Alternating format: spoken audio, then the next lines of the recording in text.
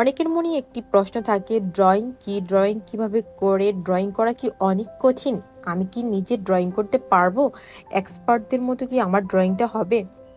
তো সেই সকল প্রশ্নের উত্তর ধীরে ধীরে আমি দূর করে দিব আমার চ্যানেলে ইজি ড্র থেকে।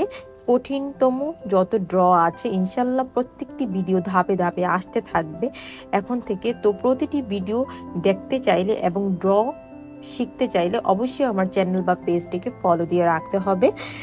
তো আজকের যে এপিসোডটি আমি শুরু করছি সেটি হচ্ছে ইজি ড্র এপিসোড। এই এপিসোডটি চলতে থাকবে যতদিন না পর্যন্ত আমরা ইজি ড্রগুলো শেষ করছি, ঠিক আছে? আমি চেষ্টা করব টানা 10 দিন মতো করে এই ইজি ড্রয়ের এপিসোডটা রাখার।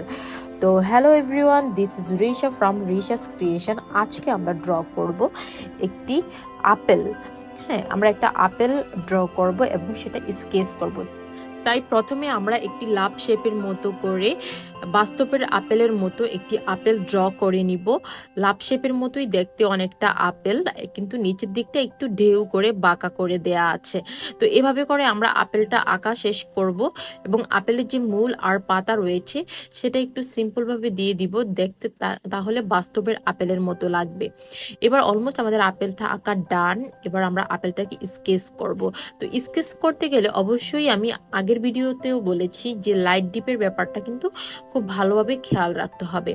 কোনো একটা দৃশ্য বা চিত্রে যেই দিকটা অন্ধকারে আছে এবং বা ব্যাক সাইডে আছে সেই দিকটা সবসময় ডিপ কালার হবে, এবং যেই দিকটা সবসময় আলোর দিকে বা ফ্রন্ট সাইডে আছে সেটা হবে লাইট কালার। আমরা যদি এই ডিপ লাইটের খেলাটা বুঝতে পারি তাহলে কিন্তু একটা চিত্র বাস্তবে রূপান্তরিত হবে, দেখে পুরো রিয়েলিস্টিক মনে হবে।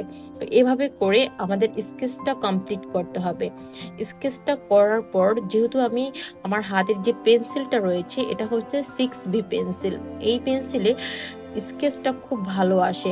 আমরা চিত্র আঁকার জন্য 2B পেন্সিল 4B পেন্সিলও আমরা ইউজ করে থাকি, কিন্তু যদি কখনো আমরা কোনো চিত্র স্কেচ করি বা অনেক বড় বড় যারা আর্টিস্ট আছে তারা যখন কোনো মানুষের চিত্র বা অনেক বড় বড় আর্ট করে থাকেন সেক্ষেত্রে তারা 6B 8B 10B এরকম টাইপের পেন্সিলগুলো ইউজ করে। যেই পেন্সিলের বিটটা যত বেশি হবে ওগুলোতে তত ভালো স্কেচ আসবে। তো আমি হচ্ছে যে 6B দিয়ে আর্ট করি স্কেচের ক্ষেত্রে, তো সেক্ষেত্রে দেখা যায় যে আমার স্কেচটা মোটামুটি ভালোই আসে এবং সেটা দিয়ে কাজ করতে অনেক বেশি ভালো লাগে।